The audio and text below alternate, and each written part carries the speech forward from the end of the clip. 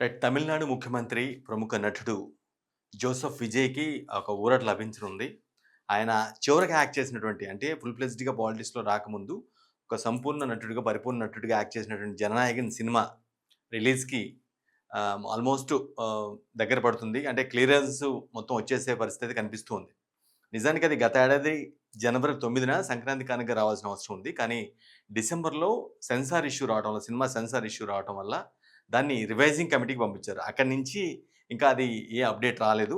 ఈ మధ్యలోనే తమిళనాడు ఎన్నికలు జరగటం, ఆ ఎన్నికల్లో ఈయన గెలవటం, డీఎంకే ఓడిపోవటం. నిజానికి ఒక మ్యాటర్ ఏంటంటే చాలా బలంగా వినిపించేదేంటంటే రిలీజ్‌కి ముందు అంటే ఎలక్షన్స్‌కి ముందు సినిమా రిలీజ్ చేస్తే జనాలు చాలా వరకు విజయ్ వైపుగా ఉండే అవకాశం ఉంటుందని చెప్పి డీఎంకే పార్టీ అప్పటి ప్రభుత్వమే ఆ సినిమాని వాంటెడ్‌గా సెన్సార్ పేరుతో, రివైజింగ్ కమిటీ పేరుతో ఆపించారనేది ఒక వాదన. కానీ లేదు సినిమాలో టూ మచ్ ఆఫ్ వయలెన్స్ ఉంది. అందువల్లే అది ఆగిపోయింది. రివైజింగ్ కమిటీకి సెన్సార్ వాళ్ళు పంపించారు. దానికి మాకు సంబంధం లేదనేది డీఎంకే వాళ్ళు చెప్తున్న వాదన. సరే విషయం ఏదైనా సరే సినిమా మాత్రం ఈ మంత్‌లో సెన్సార్ క్లియరెన్స్ వచ్చే అవకాశం కనిపిస్తుంది. జులైలో రిలీజ్ అవ్వడానికి కంప్లీట్‌గా అవకాశాలున్నాయి అర్థమవుతూ ఉంది. సో, అంటే విడుదల తేదీని ఇంకా ప్రకటించలేదు. ఇక సినిమా విషయానికొచ్చినట్లయితే వినోద్ అనే డైరెక్టర్ అంటే ఆయన గతంలో కూడా కొన్ని సినిమాలు తీశారు. ఆయన డైరెక్షన్‌లో ఈ సినిమా రూపొందుతుంది. కేవీఎన్ ప్రొడక్షన్స్ బ్యానర్‌లో వెంకట నారాయణ అనే వ్యక్తి, వెంకట కె. నారాయణ అనే ప్రొడ్యూసర్ ఈ సినిమాని ఆయన చాలా పెద్ద పెద్ద సినిమాలు తీస్తూ ఉంటారు. రీసెంట్‌గా చిరంజీవితో కూడా ఒక సినిమా స్టార్ట్ చేయడం జరిగింది. బాలకృష్ణతో కూడా ఒక సినిమా స్టార్ట్ చేస్తూ ఉన్నారు. సో, ఆయన నిర్మాణ సారథ్యంలో వినోద్ దర్శకత్వంలో అనిరుద్ రవిచంద్ర ఎవరైతే మ్యూజిక్ కంపోజర్ ఎవరైతే ఉన్నారో ఆయన సంగీతం అందించినటువంటి ఈ సినిమా 'జననాయకన్'.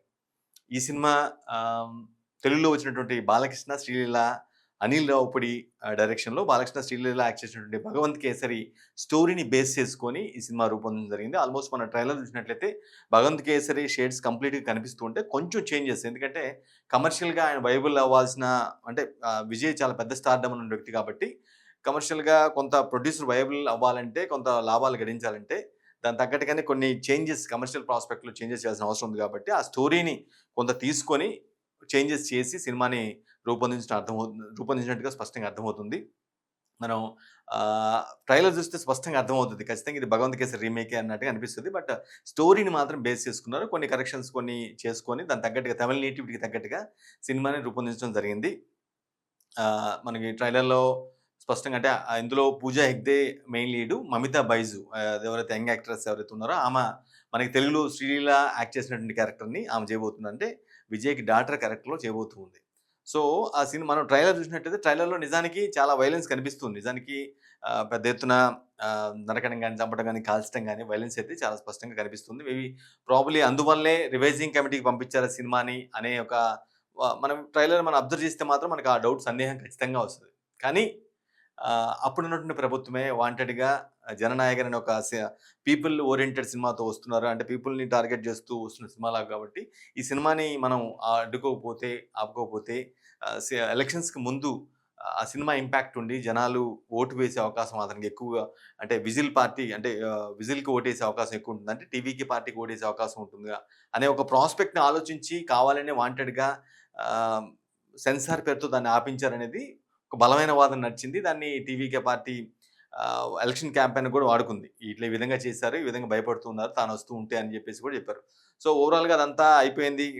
ఈయన ఎలక్షన్స్‌లో గెలిచాడు. సింగిల్ లార్జెస్ట్ పార్టీగా అవతరించి మిగిలిన 4, 5 పార్టీలని కలుపుకొని ప్రభుత్వాన్ని ఫార్మ్ చేశారు. సినిమా ఇంకా ఈజీ అవుద్దిలే. ముఖ్యమంత్రి అయిపోయాడు కాబట్టి సినిమా పెద్ద విషయం గాదు.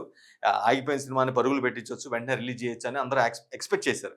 కానీ అది జరగలేదు. ఈయన సినిమా ముఖ్యమంత్రి అయ్యి కూడా ఆల్‌మోస్ట్ 45 డేస్, 50 డేస్ అవుతుంది. అయినా కూడా ఇప్పటికి కూడా సినిమాకి సంబంధించి ఎటువంటి అడుగులు పడలేదు. సెన్సార్ దగ్గరే ఆగిపోయింది. అది క్లియరెన్స్ ఇచ్చినట్లయితే జులైలో విడుదల చేసేందుకు మేకర్స్ ప్లాన్ చేస్తున్నట్టుగా అర్థమవుతుంది. సినిమా అయితే ఖచ్చితంగా ఆహ్, ఆహ్, 300,00,00,000కు పైన బడ్జెట్ పెట్టడం ఇది ఆల్‌మోస్ట్ విజయ్ సినీ కెరీర్‌లోనే ఇంత పెద్ద బడ్జెట్ సినిమా ఆయన చేయలేదు. ఇదే పెద్ద బిగ్గెస్ట్ మేబీ ప్రొడ్యూసర్స్ కూడా ఆ విధంగా కన్విన్స్ అయినట్టున్నారు. ఇది లాస్ట్ సినిమా కాబట్టి కంప్లీట్‌గా ఆయన పాలిటిక్స్‌లో ఉండబోతున్నారు.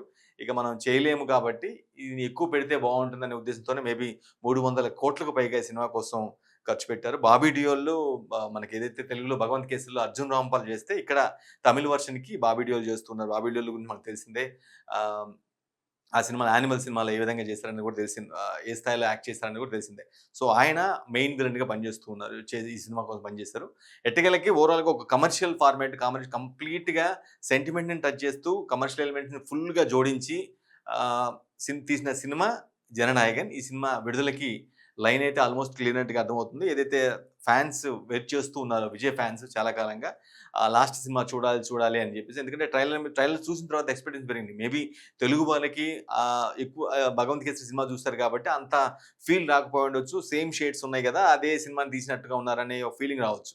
కానీ తమిళ్ ప్రేక్షకులు ఎవరైతే తెలుగు సినిమా, తెలుగు వెర్షన్ చూడని వ్యక్తులు ఎవరైతే ఉంటారో వాళ్ళు ఖచ్చితంగా హై ఎక్స్‌పెక్టేషన్స్ ఉంటారు. సినిమా సూపర్ డూపర్ హిట్ అయ్యే అవకాశం ఉంటుందని వాళ్ళు ఎక్స్‌పెక్ట్ జేస్తారు. సో, ఆ తమిళ్ ప్రేక్షకుల్ని, ఆ అభిమానులను రీచ్ అవ్వడానికి ఖచ్చితంగా ఒక నెల సమయంలో సినిమా అయితే రిలీజ్ అవ్వడానికి సిద్ధంగా ఉంది.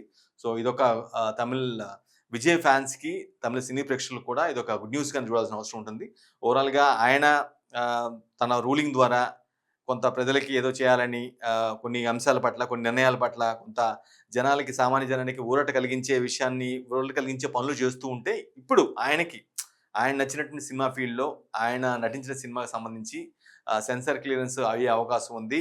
ఇదొక పెద్ద రిలీఫ్‌గా, ఊరటగా ఆహ్, విజయ్‌కి దీన్ని ఆపాదించే పరిస్థితి కనిపిస్తూ ఉంది.